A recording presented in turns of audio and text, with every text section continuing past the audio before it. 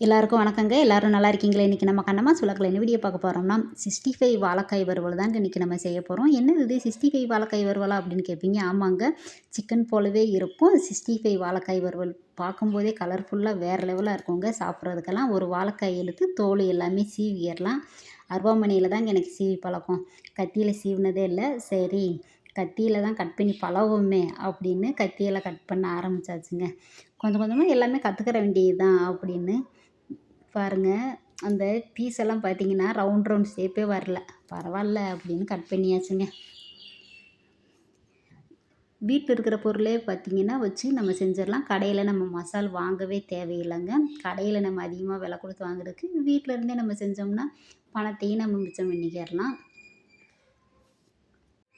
Chicken சாப்பிட்ட மாதிரியே தான் இருக்கும். அந்தளவுக்கு சூப்பராக இருக்கும். தயிர் சாதம், சாம்பார் சாதம், ரச சாதம், பருப்பு சாதம் எல்லாமே நல்லாயிருக்கும்.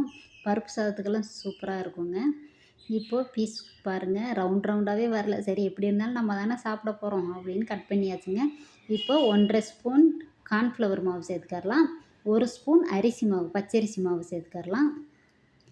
உப்பு தேவையான அளவு சேர்த்துக்கரலாங்க. தனி மிளகாத்தூள் 1 ஸ்பூனு, நம்ம காரத்துக்கு தகுந்த மாதிரி சேர்த்துக்கரலாம். நான் காரமாக தான் சேர்த்தேன்.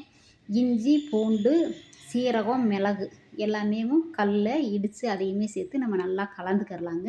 தண்ணி லேசாக தேவையான அளவு ஊற்றி நம்ம தெளித்து அப்படியே பிணைஞ்சுக்கர வேண்டியதுதான். மஞ்சத்தூள் கொஞ்சமாக சேர்த்துருக்கேன். நம்ம கலர் பவுட்ரு எதுவுமே, ஃபுட் கலர் எதுவுமே சேர்க்கலை. இந்த மிளகாத்தூள்லேயே பாருங்கள் எவ்வளோ கலர் இருக்குதுன்னு. காஷ்மீரி சில்லி சேர்த்து அரைச்சனால நல்லா கலராக இருக்குது பாருங்கள். கலர்ஃபுல்லாக இருக்குது பார்க்கும்போதே.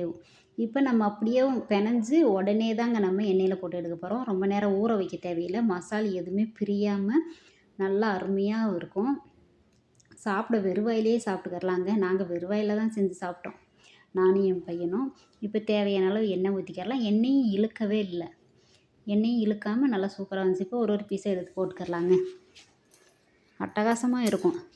சிக்கனெல்லாம் சேர்த்திங்கன்னா நல்லா அப்படியேவும் பெருசு பெருசாகவும் பார்க்குறதுக்கு நல்லாயிருக்கும். சாப்பிடவும் நல்லாயிருக்கும். அந்தளவுக்கு சூப்பராக இருக்குங்க. இதே அளவில் நீங்கள் செஞ்சு சாப்பிட்டு பாருங்கள். சூப்பராக இருக்கும். நம்ம அரிசி மாவு, கார்ன்ஃப்ளவர் மாவு, மிளகாத்தூள் இருந்தாலே போதுங்க. நம்ம வீட்டில் இருந்தே நம்ம போட்டுக்கரலாம். கடையில் மசாலே வாங்க தேவையில்லை. மொத்தமாக நம்ம செஞ்சு வச்சுக்கணும்னாலும் செஞ்சு வச்சுக்கலாம். இல்லை அப்பப்போ மாவு இருந்தால் இந்த மாதிரி நம்ம போட்டு எடுத்துக்கரலாம். பாருங்கள், சூப்பராக ரெடி ஆயிடுச்சு. அட்டகாசமாக வாழைக்காய் வறுவல் 65 வாழைக்காய் வறுவல் ரெடி ஆயிடுச்சுங்க. இது போல் நீங்களும் செஞ்சு சாப்பிட்டு பார்த்துட்டு எப்படி இருக்குன்னு சொல்லுங்கள். வீடியோ பிடிச்சிருந்துச்சுன்னா லைக்கு, ஷேர், கமெண்ட் பண்ணுங்கள். தொடர்ந்து நம்ம சேனலை சப்போர்ட் பண்ணிகிட்டே இருக்க நம்ம சொந்தங்கள் எல்லாருக்குமே ரொம்ப நன்றிங்க. வாங்க சாப்பிடலாம். பாய், நன்றி, வணக்கம்.